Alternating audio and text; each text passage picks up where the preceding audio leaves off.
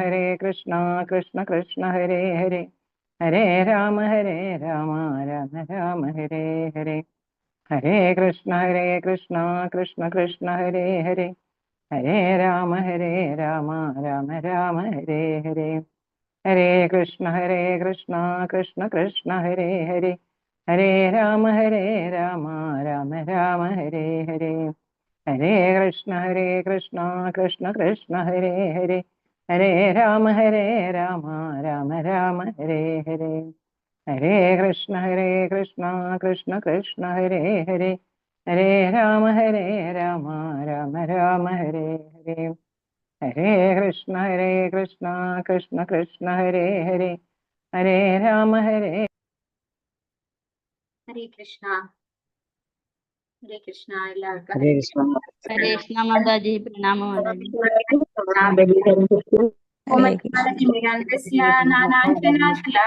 ചക്ഷുരുന്മീലിതം യേന തസ്മൈ ശ്രീ ഗുരവേ നമഃ. ശ്രീചൈതന്യമനോഭീഷ്ടം സ്ഥാപിതം യേന ഭൂതലേ സ്വയം ഭൂപകഥാമഹ്യം ദദാതി സ്വപദാന്തികം.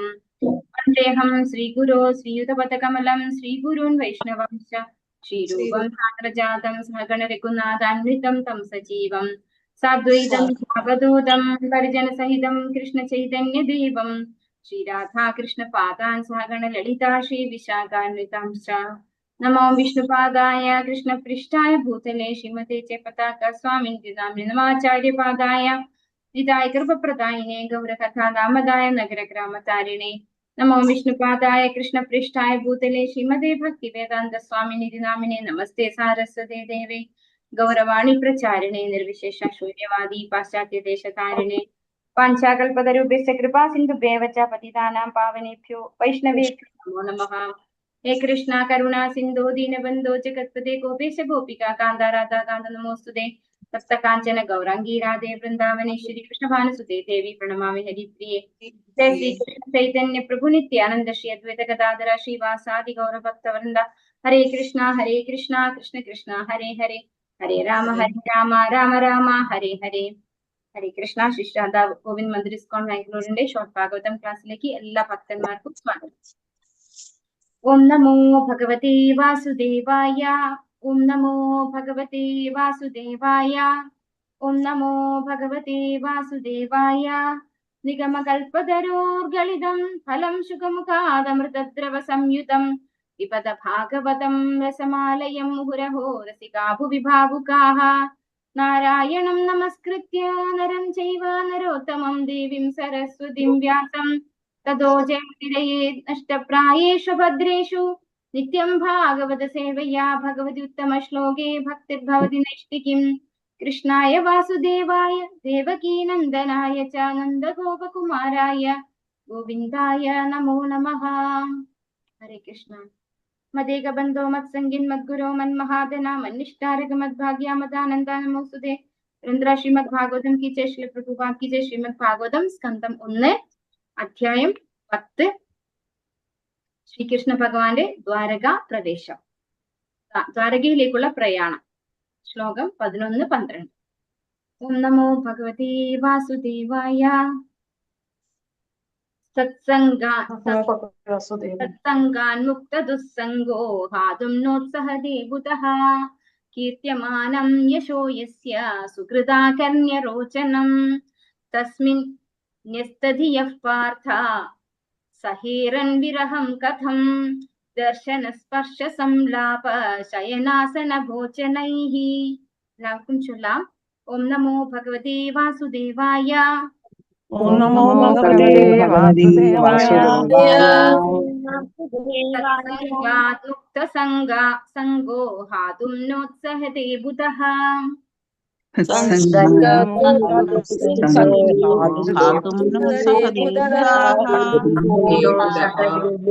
കീർത്യമാനം യശോ യസ്യ സകൃതാകർണ്യരോചനം.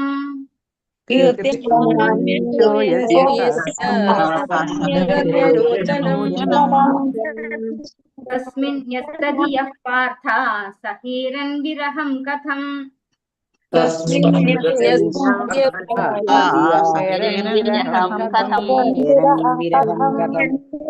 ദർശന സ്പർശ സംലാപ ശയനാസന ഭോജനൈഃ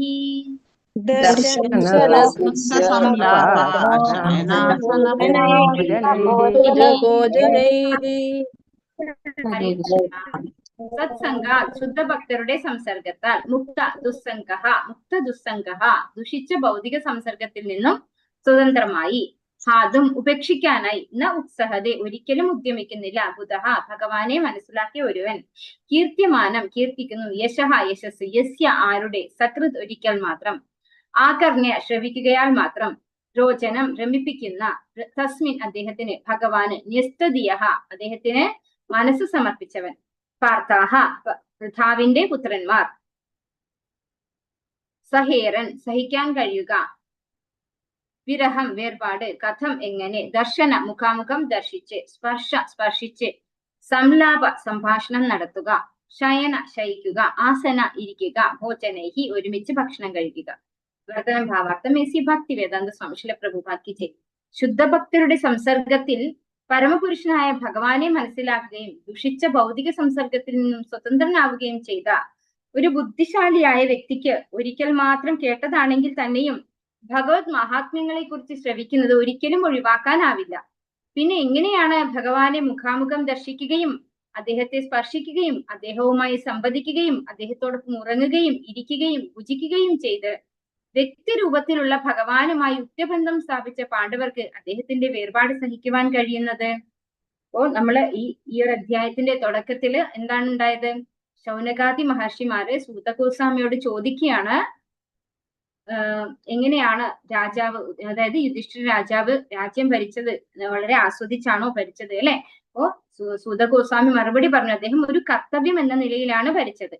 അങ്ങനെ ശുദ്ധഭക്തനായിട്ടുള്ള ഭഗവാന്റെ ശുദ്ധഭക്തനായിട്ടുള്ള യുധിഷ്ഠിര മഹാരാജാവ് ഭരിച്ച രാജ്യത്തിന്റെ ഐശ്വര്യങ്ങളെ കുറിച്ചും എക്സ്പ്ലെയിൻ ചെയ്തു കൊടുത്തു അല്ലെ. അവിടെ എന്തൊക്കെ ഐശ്വര്യങ്ങൾ ഉണ്ടായിരുന്നു എന്നും എക്സ്പ്ലെയിൻ ചെയ്തു കൊടുത്തു. പിന്നീട് ഭഗവാൻ അവിടെ നിന്ന് ഇറങ്ങുകയാണ് അല്ലെ, ദ്വാരകയിലേക്ക് പോകാൻ വേണ്ടിയിട്ട് നിൽക്കുന്ന സമയത്ത് അവിടെയുള്ള കൊട്ടാരത്തിലുള്ള എല്ലാവരോടും യാത്ര പറഞ്ഞിറങ്ങാൻ നോക്കുമ്പോൾ അവർക്കൊക്കെയും ഭഗവാനെ പിരിയാൻ വളരെ വിഷമം അല്ലെ.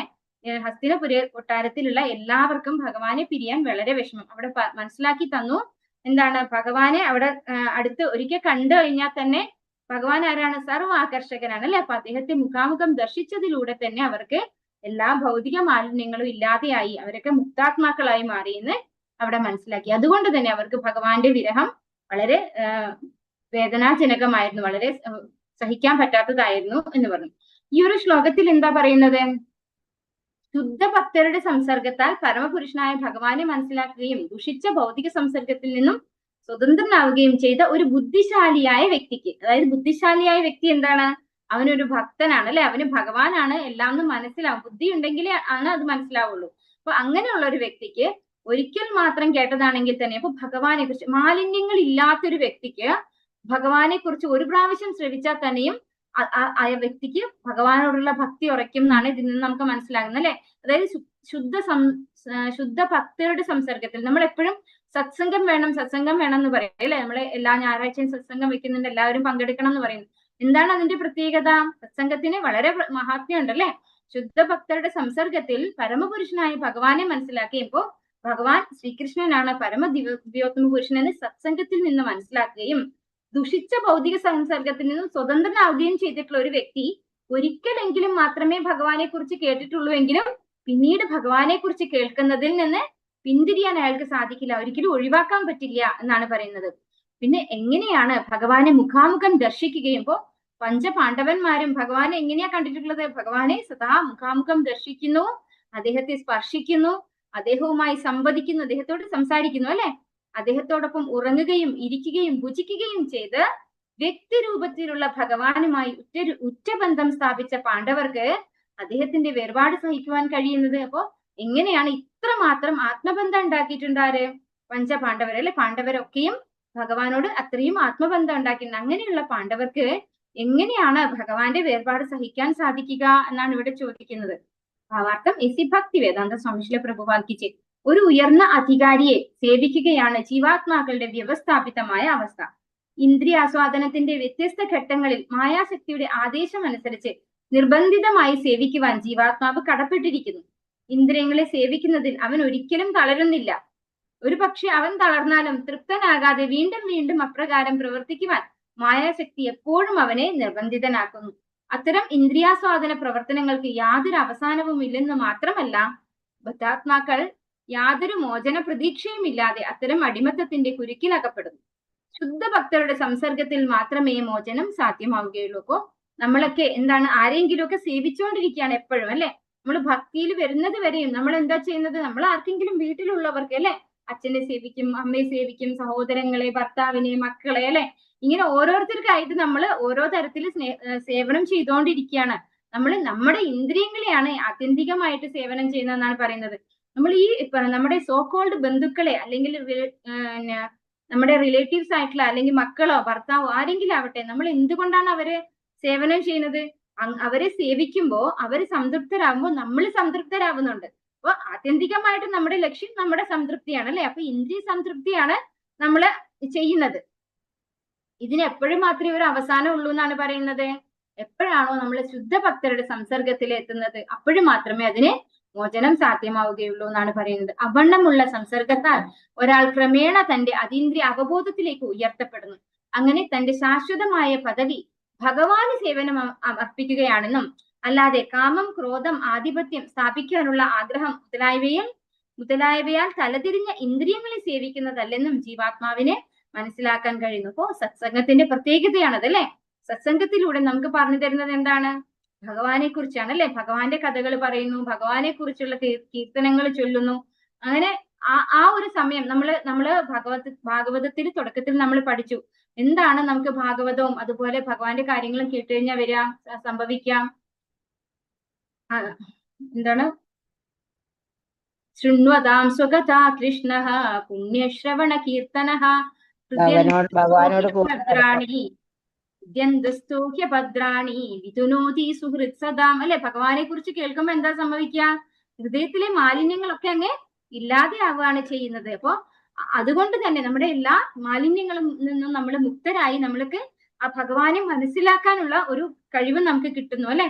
അങ്ങനെ മനസ്സിലാക്കുമ്പോൾ ഭഗവാനെ കുറിച്ച് കേൾക്കുമ്പോ എന്താ സംഭവിക്കുന്നത്? ഭഗവാൻ ആരാണ്?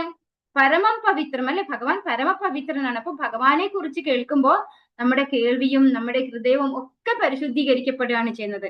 അതുകൊണ്ട് തന്നെ നമുക്ക് എന്ത് സാധിക്കുന്നു?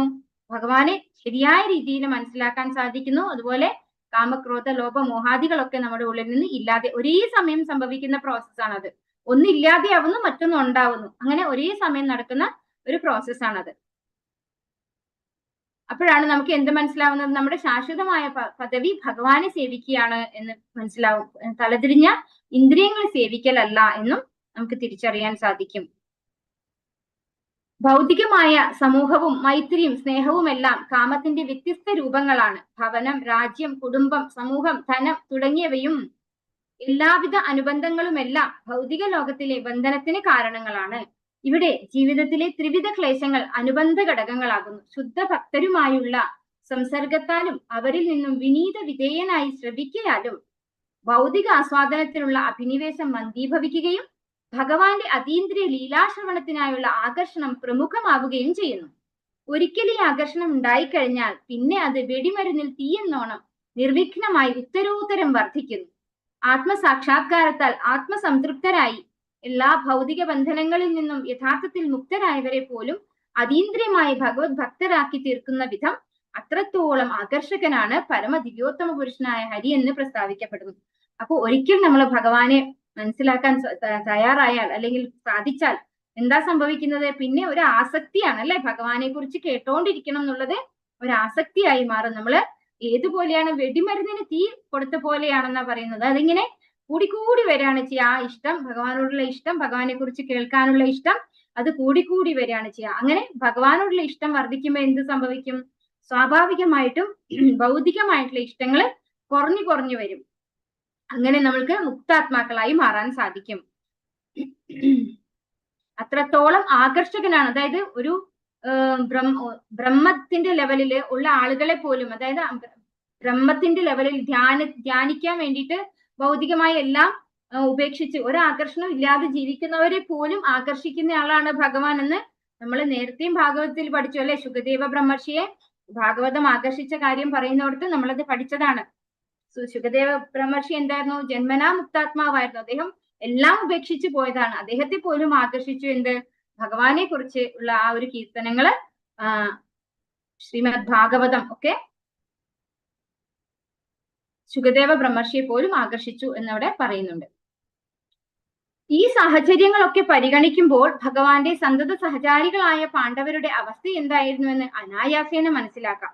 നിരന്തരമായ വ്യക്തിഗത സമ്പർക്കം നിമിത്തം അവർക്കുണ്ടായ ആകർഷണം കൂടുതൽ തീവ്രമാകയാൽ ശ്രീകൃഷ്ണനിൽ നിന്നുള്ള വിയോഗത്തെ പറ്റി ചിന്തിക്കാൻ പോലും അവർക്ക് സാധ്യമായിരുന്നില്ല.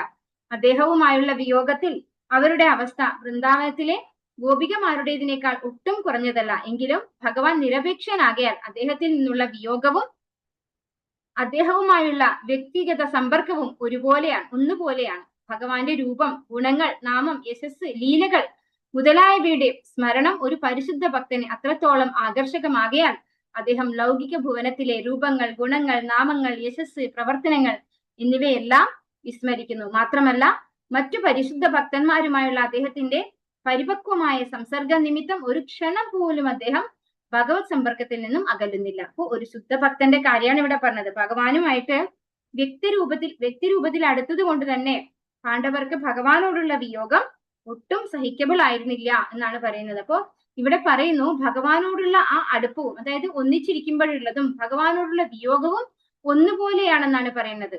അതായത് അത് രണ്ടും എന്താണ്? ഭക്തി തന്നെയാണ് അല്ലെ. എങ്കിലും ഭഗവാൻ നിരപേക്ഷനാകയാൽ അദ്ദേഹത്തിൽ നിന്നുള്ള വിയോഗവും അദ്ദേഹവുമായുള്ള വ്യക്തിഗത സമ്പർക്കവും ഒന്നുപോലെയാണ്. അപ്പോ നമ്മൾ ഭഗവാനെ വിയോഗത്തിൽ ഇരിക്കുമ്പോഴും നമ്മൾ എന്താ ചെയ്യുന്നത്? ഭഗവാനെ കുറിച്ച് സ്മരിക്കും അല്ലെ. ഭഗവാൻ കൂടെ ഉള്ള കാര്യങ്ങൾ ഓർത്തുകൊണ്ടിരിക്കും, വിഷമിക്കുകയാണ് ചെയ്യുക. പക്ഷെ എന്താണ് ചിന്തിക്കുന്നത്? സദാ ഭഗവാനെ കുറിച്ചാണ്. അപ്പൊ അതുകൊണ്ട് ആ സ്മരണം ആരെ കുറിച്ചാണ്? ഭഗവാനെ കുറിച്ചാണ്. അതുപോലെ ഒന്നിച്ചുണ്ടാകുമ്പോഴോ അപ്പോഴും ഭഗവാനോട് സന്തോഷത്തിലാണ് അല്ലെ. ഒരിക്കൽ ഭഗവാൻ കൂടെ ഇല്ലാതിരിക്കുമ്പോൾ സങ്കടത്തിൽ ഭഗവാനോട് കൂടിയിരിക്കുന്നു, ഭഗവാൻ ഒന്നിച്ചില്ലാതിരിക്കുമ്പോൾ സന്തോഷത്തിൽ ഭഗവാനോട് കൂടിയിരിക്കുന്നു. ഇത് രണ്ടും ഭക്തിയുടെ തലത്തിൽ വരുമ്പോൾ ഒരുപോലെയാണെന്നാണ് പറയുന്നത്. അപ്പോ ഈ ഒരു സിറ്റുവേഷൻ, ഈ ഒരു കോണ്ടെക്സ്റ്റ് വരുമ്പോൾ നമുക്ക് കുന്തി മഹാറാണിയുടെ ഒരു പ്രാർത്ഥനയാണ്. വിപദസന്തുദാശശ്വ തത്ര ജഗദ്ഗുരോ ഭവദോ ദർശനം യസ്യാദ പുനർഭവ ദർശനം. അപ്പോ കുന്തി മഹാറാണി ഭഗവാനോട് ചോദിച്ചത് എന്താണ്?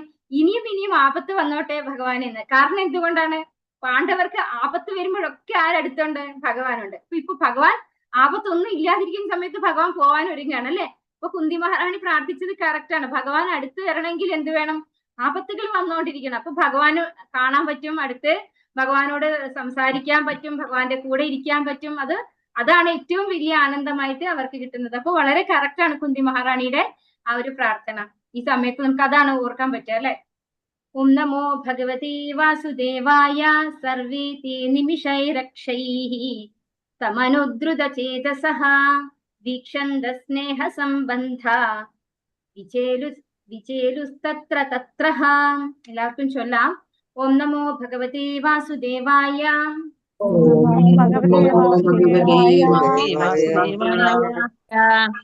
സർവീതി നിമിഷൈരക്ഷൈഃ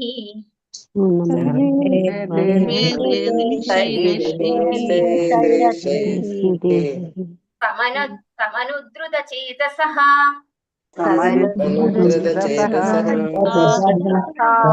വീക്ഷന്ത സ്നേഹ സംബദ്ധാ വിലേജുസ്തത്ര തത്രഃ.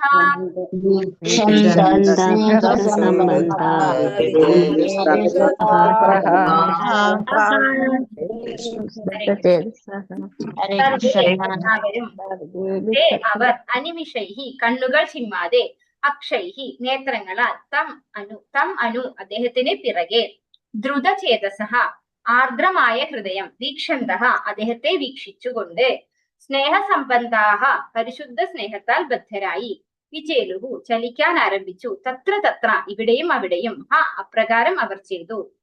വർത്തനം ഭാവാർത്ഥം എസി ഭക്തിവേദാന്ത സ്വാമി ശ്രീ പ്രഭുപാദ് ചെയ്തു. ആകർഷണമാകുന്ന പാനയിൽ ഭഗവാന് വേണ്ടി അവരുടെ എല്ലാം ഹൃദയം ഉരുകുന്നുണ്ടായിരുന്നു. അവർ ഇമചിമ്മാതെ അദ്ദേഹത്തെ വീക്ഷിക്കുകയും സംഭ്രാന്തരായി അങ്ങോട്ടും ഇങ്ങോട്ടും ചലിക്കുകയും ചെയ്തു. അപ്പോ ഇവിടെ ഞാൻ പാന എന്താണെന്ന് എനിക്ക് മനസ്സിലായിണ്ടായില്ല. അപ്പൊ ഞാൻ ഇംഗ്ലീഷ് ഇതിലെ ട്രാൻസ്ലേഷനിൽ നോക്കി.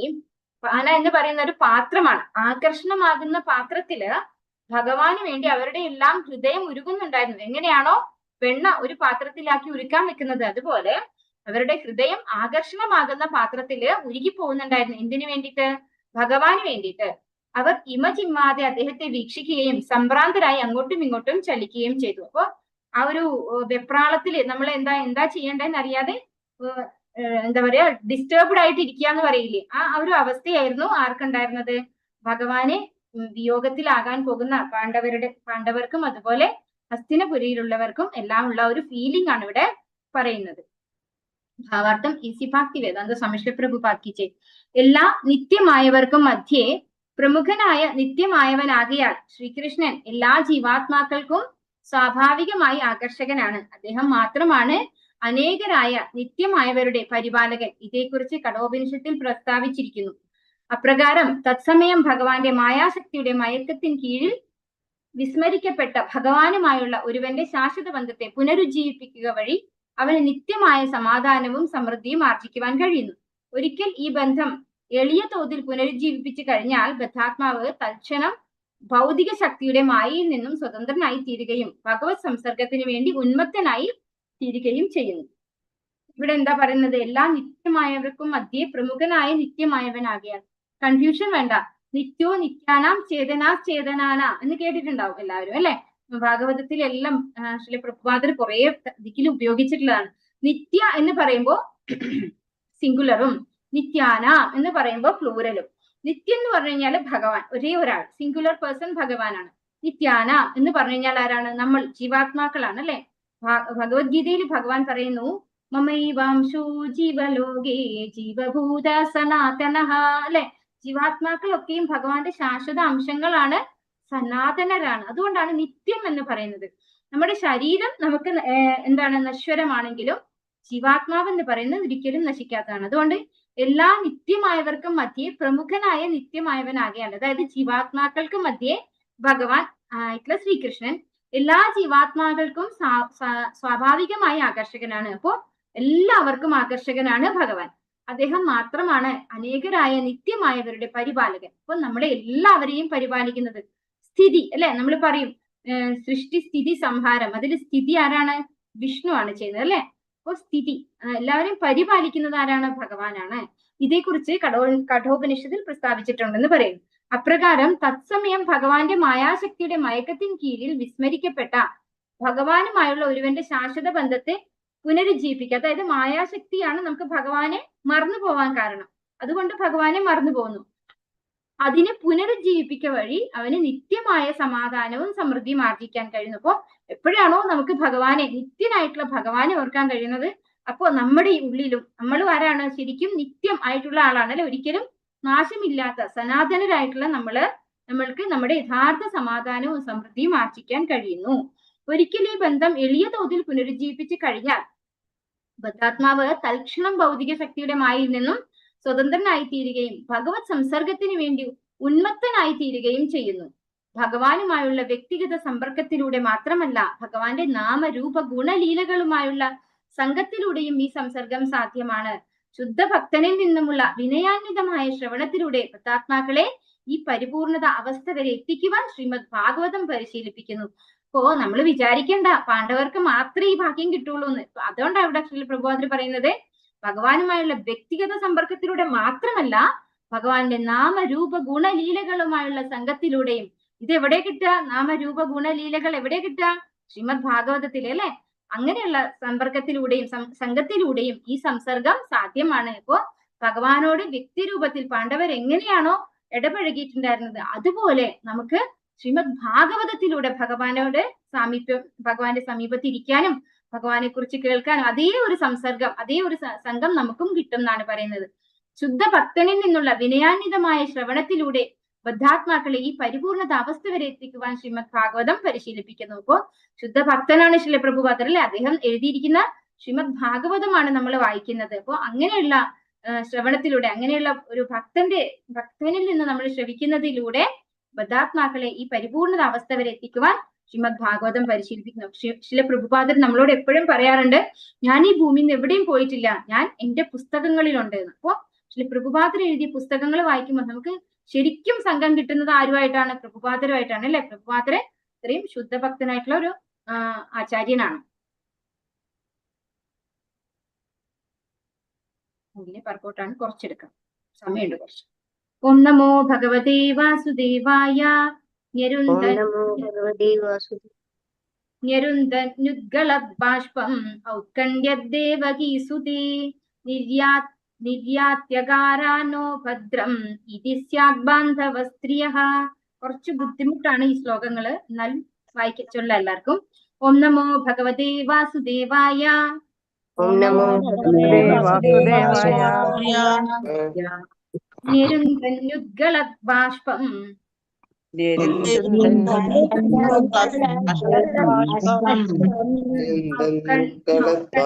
ദേവകീസുതേ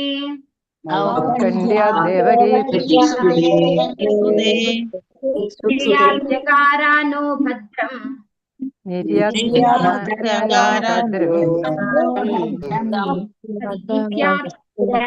ബാന്ധവസ്ത്രിയഃ.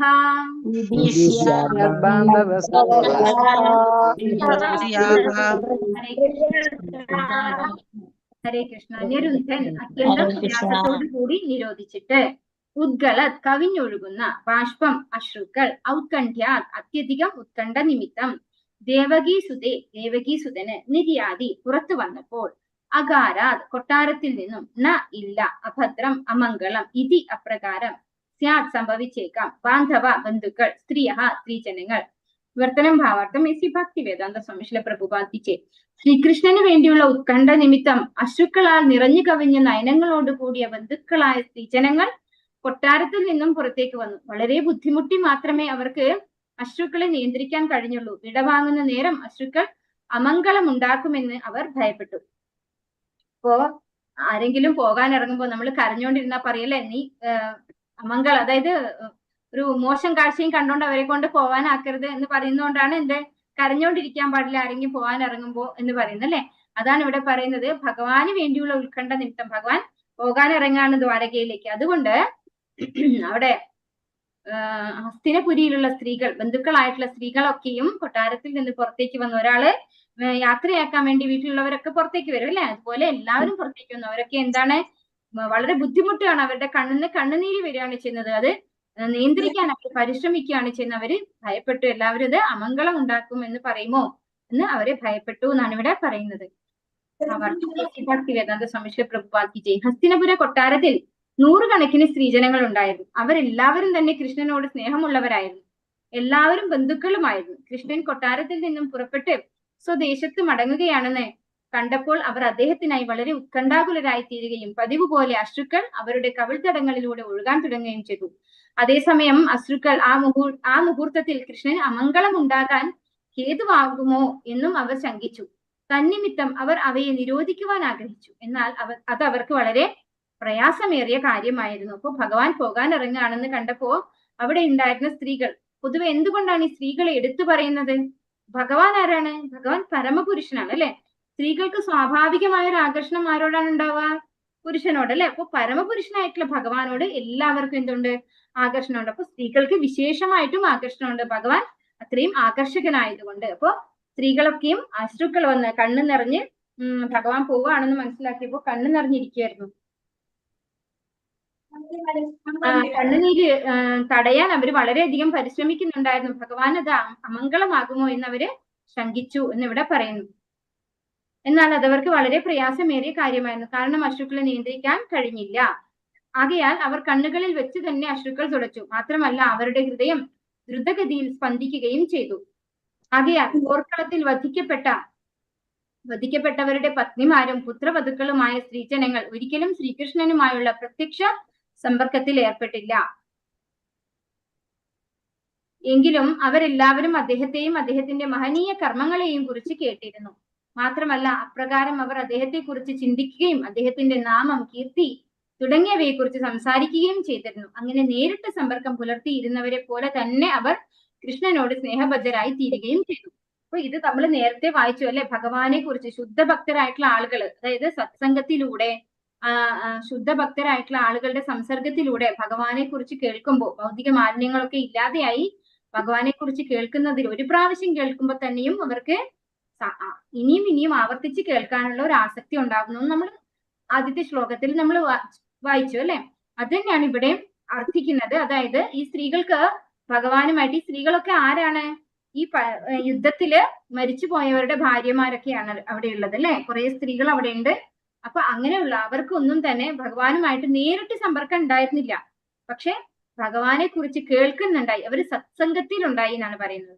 അപ്പൊ ഭഗവാനെ കുറിച്ച് കേൾക്കുന്നത് കൊണ്ട് തന്നെ അവർക്ക് നേരിട്ടുള്ള സമ്പർക്കത്തിലുള്ളത് അതേപോലെയുള്ള ഒരു ഇഷ്ടം, ആകർഷണം ഭഗവാനോട് ഉണ്ടായിരുന്നു. അങ്ങനെ അവര് ഭഗവാനോട് സ്നേഹത്തിലായി തീർന്നു എന്നാണ് പറയുന്നത്. ആകയാൽ പ്രത്യക്ഷമായോ പരോക്ഷമായോ ശ്രീകൃഷ്ണനെ കുറിച്ച് ചിന്തിക്കുകയോ കൃഷ്ണനെ പറ്റി സംസാരിക്കുകയോ കൃഷ്ണനെ ആരാധിക്കുകയോ ചെയ്യുന്ന ആരും അദ്ദേഹത്തോട് സ്നേഹബദ്ധരായി തീരുന്നു. കൃഷ്ണൻ നിരപേക്ഷനാകിയാൽ അദ്ദേഹത്തിന്റെ നാമരൂപ ഗുണങ്ങൾ മുതലായവയും അദ്ദേഹവും തമ്മിൽ യാതൊരു അന്തരവുമില്ല.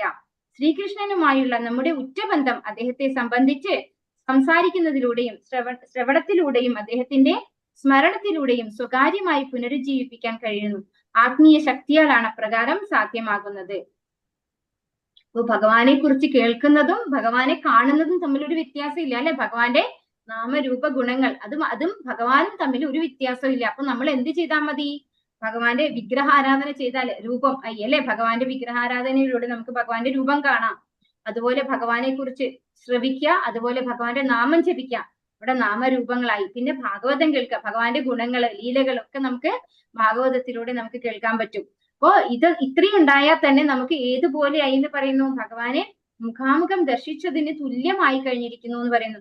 പക്ഷെ എന്ത് മാത്രമേ വേണ്ടൂ? നമ്മള് വെറുതെ കാണിക്കാൻ വേണ്ടി ഇരിക്കല്ല വേണ്ടത്. നമുക്ക് ആ സിൻസിയറിറ്റി വേണം. നമ്മുടെ ഹാർട്ടില് ആ ഒരു സിൻസിയറിറ്റി വേണം. നമ്മൾ കേൾക്കുന്നത് ഭഗവാനെ കുറിച്ചാണ്. ഇവിടെ കയറി ഇരുന്ന കുറച്ച് പേര് വീഡിയോ ഓൺ ആക്കിയിട്ടിരിക്കും, അവരെയൊക്കെ ഒന്ന് ഇങ്ങനെ കാണാം, അങ്ങനെ വിചാരിച്ചല്ല നമ്മൾ കേൾക്കേണ്ടത്. നമ്മൾ ഭഗവാനെ കുറിച്ച് കേൾക്കാൻ, ഭഗവാനെ കുറിച്ച് തന്നെ സ്മരിക്കാനും ഒക്കെ വേണ്ടിയിട്ട് ഈ ഒരു സമയം, അതായത് ഭാഗവതം ശ്രവിക്കുന്ന സമയം, അതുപോലെ നാമം ജപിക്കുമ്പോൾ ആ നാമം നമ്മൾ കേൾക്കാൻ ശ്രമിക്കണം. ആത്മാർത്ഥമായിട്ട് സിൻസിയർ ആയിട്ട് ചെയ്യണം അല്ലെ? വെറുതെ 16 മാല ജപിച്ച് തീർക്കാൻ വേണ്ടിയിട്ട് ജപിക്കരുത്. അങ്ങനെ അതുപോലെ ഭഗവാന്റെ ആരാധന നമ്മൾ പറഞ്ഞു. രാവിലെ മംഗളാരതിയിലൊക്കെ എല്ലാവരോടും പങ്കെടുക്കണം എന്ന് പറഞ്ഞു. എല്ലാവരും പങ്കെടുക്കുന്നുണ്ടെന്ന് വിചാരിക്കുന്നു. ഇപ്പോ ഹരേ കൃഷ്ണ. അപ്പോ വാഞ്ചാകൽപത രൂപേശ കൃപാ സിന്ധുഭേവച പതിതാനാം പാവനേഭ്യോ വൈഷ്ണവേഭ്യോ നമോ നമഃ. അനന്തകോടി വൈഷ്ണവൃന്ദി की जय, श्रील प्रभुपाद की जय, गुरु महाराज की जय, निताय गौर प्रेमानंदे. हरि हरि बोल. हरे कृष्णा. हरे कृष्णा माता जी, हरे कृष्णा माता जी, माता जी, हरे कृष्ण प्रणाम। प्रणाम।